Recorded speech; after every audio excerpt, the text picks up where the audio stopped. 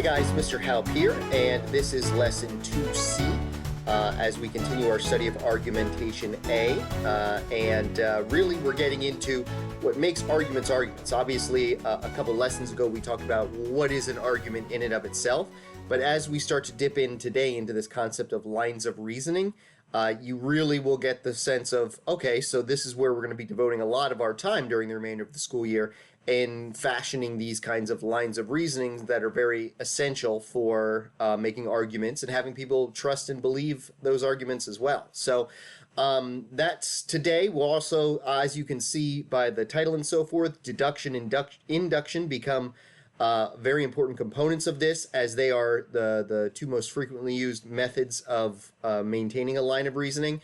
And so we'll get into that a little bit as well. So without any further ado, let's dive into this. So first off, I just want to say that term lines of reasoning, don't sleep on that term.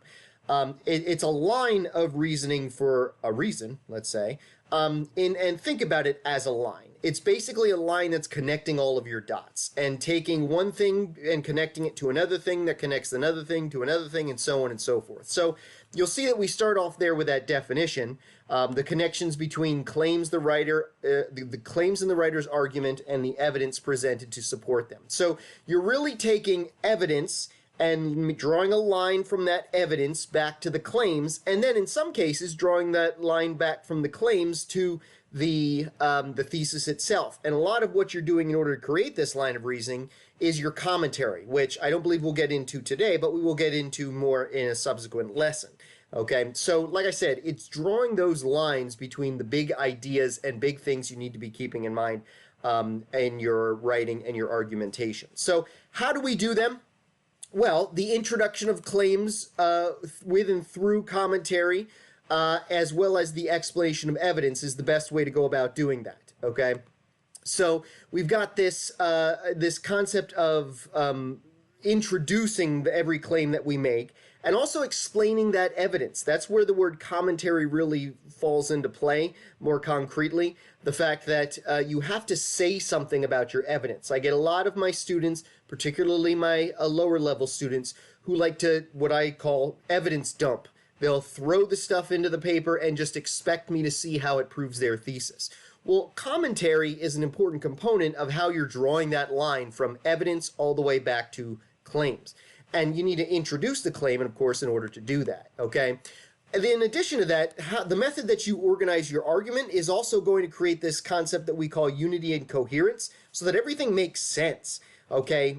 Making sure that ideas that need to come first, that need to come last, and that everything is arranged appropriately in between. That's an important component of good argumentation. And it can oftentimes lead to a breakdown in your line of reasoning if you don't have the most intelligent, the most logical organization and order to the ideas that you're trying to communicate. So yes, it's the stuff that you include, but it's also the manner and the form that you include it as well. That's something worth keeping in mind, okay?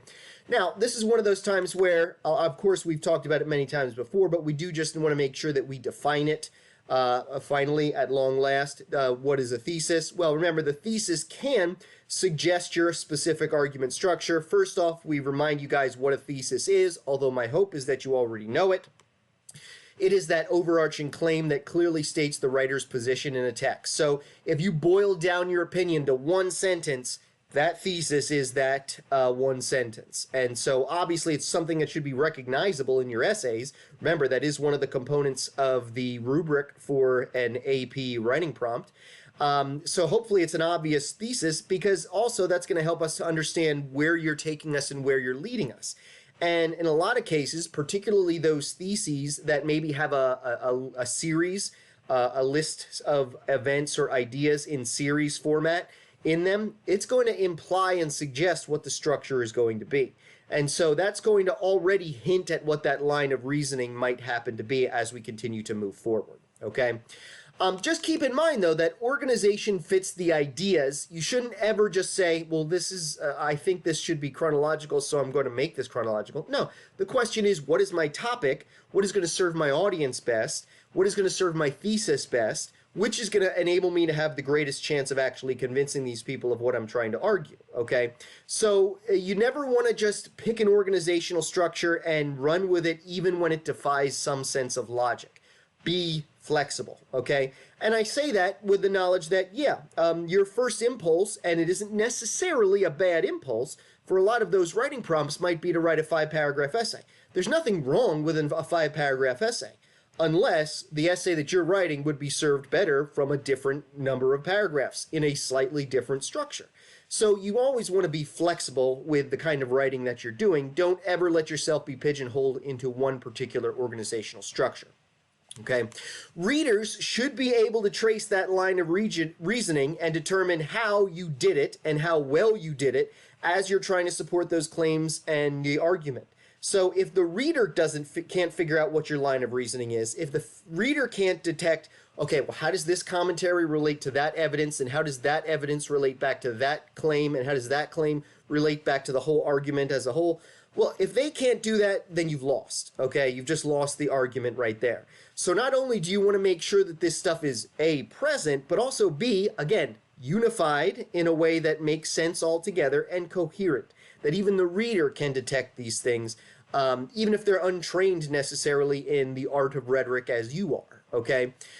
So you're going to make sure that that line of reasoning is going to support the central claim of your argument. That's obviously the big thing, as I tell to every one of my students. Remember, when it comes down to it, the thesis is king. Everything you do is about proving that thesis. Sure, all those other elements of the rhetorical situation are pretty gosh darn important, but all of them serve the thesis as well. So just keep that in mind. Now, that takes us down to our big topic today, which is induction and deduction. So we'll be talking about those two things at this point because, as I said to you before, and as it mentioned right here, the two most basic ways to structure a logical line of reasoning. And in short, the way they function is basically the same except reversed. So the one says, this is a piece of evidence, and by this evidence I can conclude this. And the other one is like, well, we have this, and therefore I can support this by some evidence over here. So they're kind of the same things, except just a little bit reversed, and that's all they are. So let's start off by talking about induction, of course. So induction is a logical process of reasoning from particulars to universals, using specific cases in order to draw a conclusion, which is also called generalization. You're making a generalization based on that evidence. So as I said, these are the two most basic forms of creating a line of reasoning. So here's a case in point example of an induction, okay? The sun has come up every day before today, therefore I conclude that the sun will probably come up tomorrow. Okay, that's all there is to it. I just made an induction right there, and it's probably an induction that you agree with. Now, what I did from that case was I started with a piece of evidence, and I took that evidence and said, based on this evidence, we can lead us down a path to start thinking, there's our line of reasoning, that X is probably true. I made that generalization that the sun's probably going to come up tomorrow, and the next day, and the next day, and the next day after that, okay? So that's what we're talking about when we're talking about induction. So it literally translates from the Latin meaning to lead into. So the one piece of evidence leads us into this generalization that we're making in that case, okay? So obviously, as you can imagine in that situation, it involves collecting evidence and then drawing an inference based on that evidence in order to reach a conclusion. So again, anything that you see to be true or have observed to be true through some other sense, you can take that as the basis for a good induction. Okay, say, I observed this happening, therefore, whatever. It will happen again. It will happen when X happens. It will happen exactly 10 seconds from now, something along those lines, okay? Now, the thing to keep in mind about induction, however, is its vulnerability, okay? Arguments developed inductively are vulnerable because they can never be said to be unequivocally true or false, right or wrong, because drawing a conclusion based on specific instances can only predict, not prove. It can lead to probability, not certainty. And that's the big weakness of induction, which, just like with all of those different types of evidence we talked about before, doesn't mean you shouldn't use it. It just means hopefully you've also got some other types of evidence that aren't quite so predictive in nature. And the case in point, I mean, as much as we don't want to admit it, there will be someday in the future, presumably, billions of years from now, a day when, yeah, the sun's not going to come up, okay? As a consequence of that, well, our induction is a little bit wrong. It's a little bit faulty, and it only sees half the picture in that case.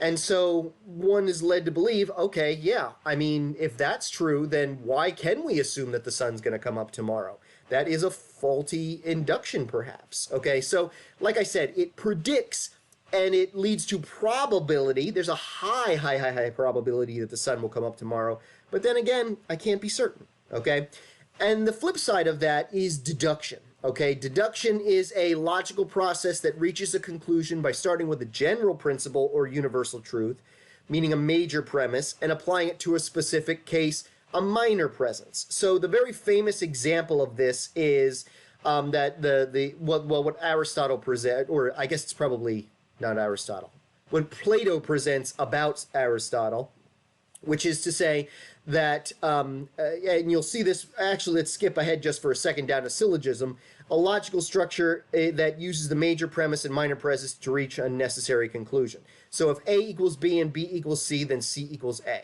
okay? So the corollary to that, the famous example that Plato gives us is one where he says, Aristotle is a man. All men die. Aristotle will die. That kind of thing, okay? We have taken these general premises and we've used them as the basis for connecting the dots and saying, okay, if A equals B and B equals C, then you know what? C probably also equals A. That just makes a whole lot of sense, okay? So that's how deduction works, okay? And as we see, it's usually formulated in that manner of a syllogism, which is what I just demonstrated to you with those mathematical variables a couple of seconds ago. That's how they work. And that's what you'll do a lot with your resources as you continue to do writing, particularly synthesis writing, where you'll say, well, source A says this, and source B says this, and if we combine what source A and source B said, then we're left with a completely new and innovative conclusion, C, okay? So that's how deduction works. We're taking those general premises and turning them into a more specific premises. Okay, so I've simplified that whole concept of a syllogism here. We should do whatever because of whatever. Okay, that's kind of how we oftentimes simplify it in the modern world.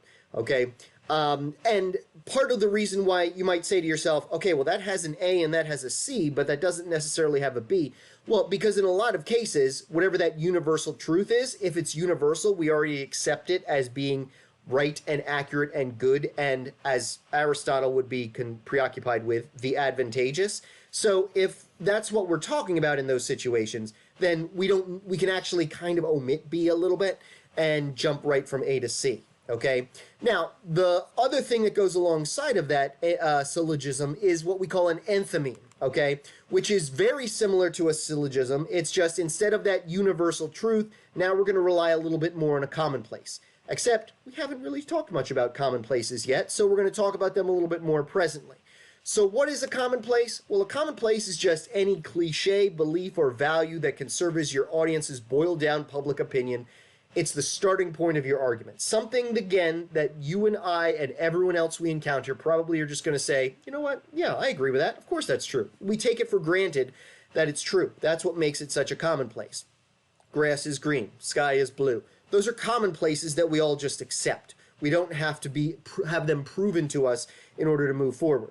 So the enthymeme then is really the same as a syllogism, except instead of that universal truth, we're just replacing it with a commonplace. We should blank, whatever choice may be, because of blank, whatever commonplace we're using as our evidence, okay? And that's really all they are, but they're good demonstrations of deduction, okay? Now, some things to keep in mind about this as we come to the conclusion on this. The strength of a deduction is that the premises are already assumed to be true by the audience. That's one of those things that you need to keep in mind. Remember what I said to you before about that classic example. Aristotle is a man. Well, if not everyone thinks that Aristotle is a man, then we've got a problem, okay? All men die. Well, okay, if we don't believe that all men die, then we've got a problem. So you need to make sure that any of those premises that you're using in any kind of deduction are premises that your audience is going to take for granted as a commonplace, that you don't need to provide data and anecdotes and other kinds of evidence and so on and so forth. They're just going to look at that, they're going to say, yeah, that checks, and move on with it, okay? Now, on the flip side, something that you always want to be on the lookout for is your counter arguments to debunk your opponents.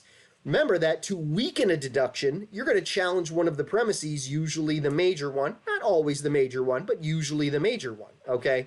Now, I don't know how you'd necessarily want to go about saying that all men don't die. I mean, you could maybe take a religious angle and say that they don't. You could maybe, talk about what the meaning of death actually is, something along those lines. You certainly probably couldn't argue too much about Aristotle being a man, other than to say, well, we weren't around when Aristotle was around, so how do we know he was a man? But you see that sort of thinking from that perspective can really help you to get to the bottom of how can I go about weakening my opponent's argument. They've made a deduction. I'm going to say your major premise has flaws, or your minor premise has flaws, or maybe your major and minor premise are defining a term inaccurately by a definition that I, as your opponent and your audience, would disagree with. So just some food for thought on that case as we continue to move forward. So like I said, lines of reasoning are basically just those, the line that connects your evidence to your commentary, to your claim, to your thesis, all of the above, so that we see how you've made all of the jumps in logic that you've made. And the two most obvious ones are deduction and induction. And they're really two sides of the exact same coin.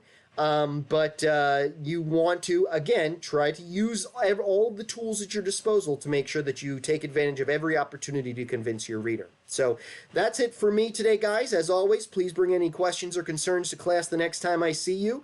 And, why don't you be a miniature sleuth this evening and try to do some deductions, okay? That seems like a good homework assignment.